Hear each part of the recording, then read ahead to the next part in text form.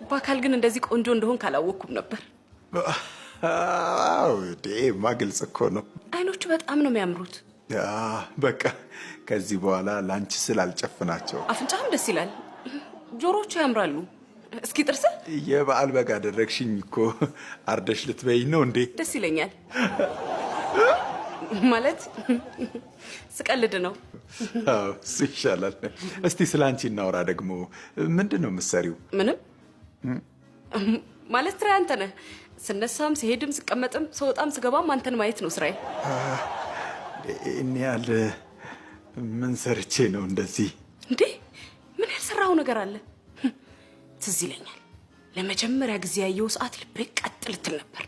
ከዛ ይሄን ልጅ አግኝቼ ተዋውቄው አድናቆትና ፍቅሬን መግለጽ አለብኝ ብዬ ለራሴ ቃል ገባሁ። እንደዚህ ሰው ያደንቀኛል ብዬ አንድ ቀንም አስቤው አላውቅም ነበር። ካሁን በኋላ እንደዛ እንዳታስብ እሺ? ቤት እኮ ማንም የለም። ለምን እዛ ሄደን እንደፈለግን አንሆንም?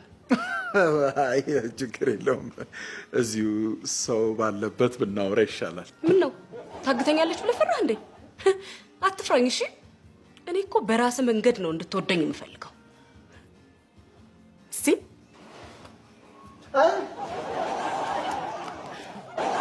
አሁን ደግሞ ከዘፈኖቹ አንዱን ዝፈንልኝና ተነስቼ ልጨፍር። እዚህ በሰው ፊት ይደብራል እና ይዞራሉ። ምንድን ነው የምታፈጨው አንቺ? ፈልገሽው ነው? እሱ የኔ ብቻ ነው። እሺ ንገራት የኔ ብቻ እንደሆንክ። አዎ ነኝ ይመስለኛል። ልሂድ። የት ነው የምትሄደው? ገና መገናኘታችን እኮ ነው።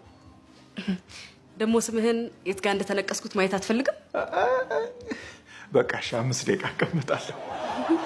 መቼ ነው ግን 6 ልጆች የምንወልደው? ገና በአንዱ መች ተስማማንና። ከኔ ልጅ እንዲኖር አትፈልግም እንዴ? ነው ሌላ ሴት አለች? እሷ ነች አይደል? ኧረ አይደለችም እንዴ። እኔ እያልኩ ያለሁት መች በቅጡ እኔና አንቺ ተዋወቅንና ነው። ከዚህ በላይ መታወቅ ምን ያደርጋል? ስምህን አውቀዋለሁ፣ ስሜን ታውቀዋለህ። እኔን ታውቀኛለህ፣ ቤትህን አውቀዋለሁ። ቤቴን? አዎ። የሚወዱትን ሰው ሲወጣና ሲገባ እንደማየት ምን የሚያስደስት ነገር ይኖራል? ትከታተይኛለሽ ማለት ነው? ልክ እንደ ድራማ ነው። እንደውም አንድ ቀን ከሆነች ሴት ጋር አይቼ በጣም ተናደጄ በመኪና ይልገጭ ነው። ምን? እና አዝኜልህ ታውኩኝ ልትይ ነው? ረስቼህ ነው። ለነገሩ እንኳን ሳትኩ። ብገጭህ ዛሬ አንገናኝም ነበር። ብትገጭኝማ ከፈጣሪ ጋር ነበር የምገናኘው። ቆይ አንቺ ለምንድን ነው እንደዚህ የምታስቢው? የሌላ ሰው ስትሆን ማየት አልፈልግማ።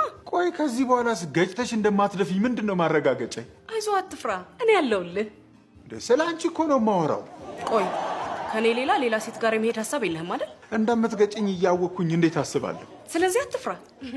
ይልቅ አሁን ስለ ሰርጋችን እናውራ። ሰርጌ ሆስፒታል እንዲሆን አልፈልግም። መጀመሪያ እንደማትገጭኝ ቃል ግቢልኝ። እሺ በቃ ቃል ገባለሁ፣ አልገጭም። አሲድ ነው የምደፋብህ።